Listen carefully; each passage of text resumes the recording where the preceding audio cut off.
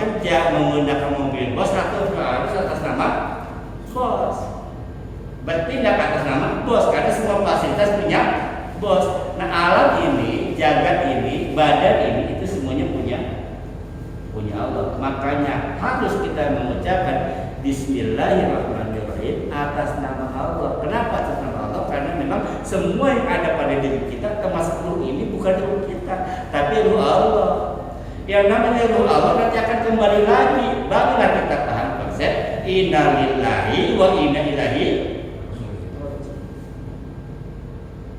Kembali kepada yang punya. Karena ruh ini bukan punya kita, tapi punya siapa?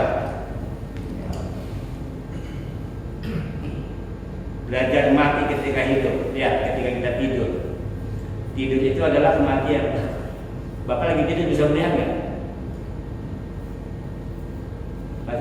Bisa mendengar nggak? Bisa makan nggak? Nggak bisa, karena itu saat mati. Tapi ketika semuanya mati, ada masa satu yang hidup. Kalau itu pergi, kalau itu istirahat, kalau itu nggak ada, maka kita akan hilang. Apa itu? Nafas. Mata boleh tidak melihat, hidung boleh tidak mendengar. Tapi kalau nafas kita beristirahat, mati nggak kita? Kita belajar hidup.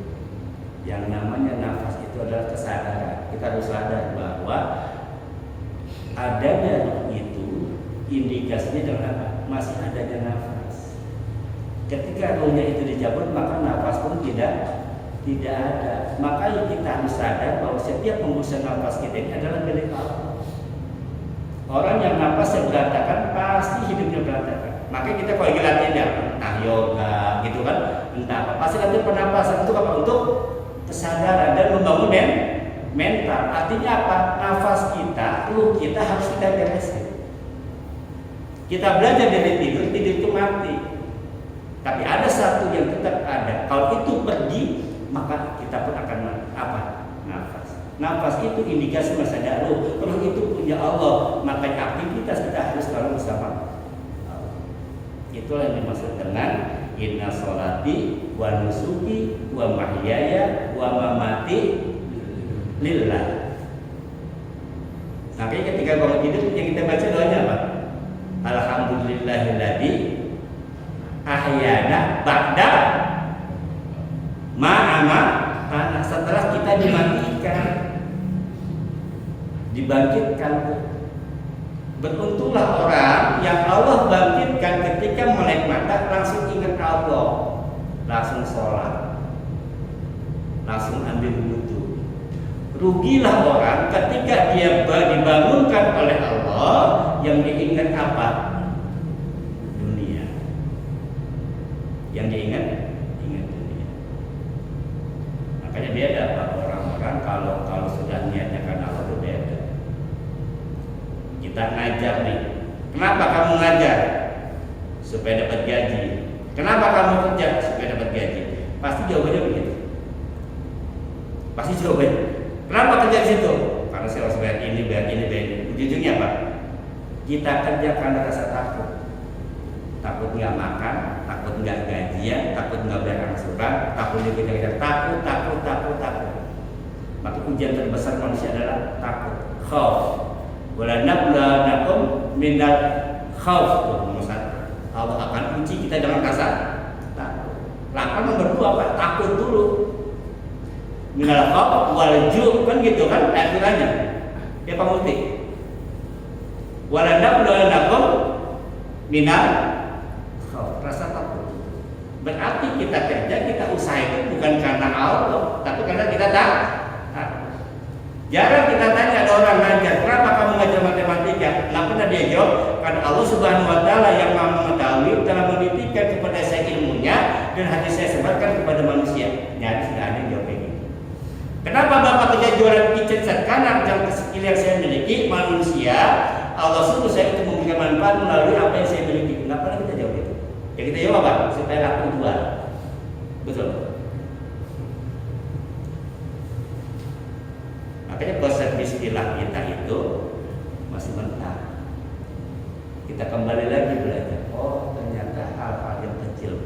Itu yang dimaksud dengan segala-segala harus mengatasnamakan Allah, karena ruh ini bukan punya kita tapi punya Allah. Nah, orang-orang yang berpendirian berpendapat bahwa kenapa saya ngajar, karena Allah titipkan kepada saya ilmunya, saya disuruh untuk nyebarin, saya sebarin-sebarin.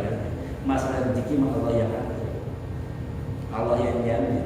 Tugas saya hanya membantu manusia dengan skill yang Tuhan berikan kepada saya. Karena saya dikasih Allah skill mesin, ya udah saya bantu manusia untuk memperbaiki mesinnya. Adapun gaji itu mah bonus, itu bonus. Adapun tender itu bonus. Yang penting kita apa? Kita dapat ridhonya Allah Subhanahu wa Ta'ala. Baik, pada ayat 1-5 dikatakan bahwa Allah sudah menciptakan manusia dari anak segumpal darah. Di dalam kata tadi dikatakan air yang hina, air yang jangankan kita jual, kita bagi aja nggak mau Pak? Air bahan manusia mau, yang ada apa? Jijik kita kan? Air yang hina. Nah, kita nggak perlu sombong. Nanti coba kita dari ayat ini. Kemudian setelah Allah ciptakan kita, Allah punya ikra wa rabbukal akram. Bacalah Tuhanmu yang maha pengasih, maha sayang, maha pemurah. Alladzi 'allama bil qalam, yang telah mengajarkan manusia bil qalam. Para ulama mengatakan qalam itu adalah pena. Pena itu berarti satu tulisan, artinya yang mengajarkan manusia melalui pena, melalui orang-orang yang sudah dititipkan ilmu oleh Allah. Bukan berarti Allah mengajarkan dari langit langsung mengajarkan kita, bukan. Ada proses di sana. Bil qalam, dengan pena itu adalah alat. Berarti Allah ajarkan kita melalui alat. Siapa alatnya? Alatnya ada para ulama. Al-Quran, firman-firman itu adalah qalam. Allamal insana ma lam ya'lam. Allah ajarkan manusia yang tadi tidak tahu menjadi tahu. Cuma kadang-kadang dan banyak kejadian orang setelah dia pandai, setelah dia sukses, dia punya pengikut, dia punya follower, dia punya pendukung, itu kadang-kadang suka kelewatan. Nah, ini ditegur oleh Allah. Kita bahas sekarang kaitannya antara ayat 1-5 dengan ayat yang ini. Apa kata Allah dalam ayat ini? Kalla inna insana la yatgha. Apa artinya? Sekali-kali tidak. Jangan begitu. Innal insana la yatgha. Sesungguhnya manusia itu togo. Apa togo? Melampaui batas, keterlaluan. Kadang begitu Pak kita ya, kalau kita sudah sukses, ada belas, benar nggak? Wah, dulu lagi susah.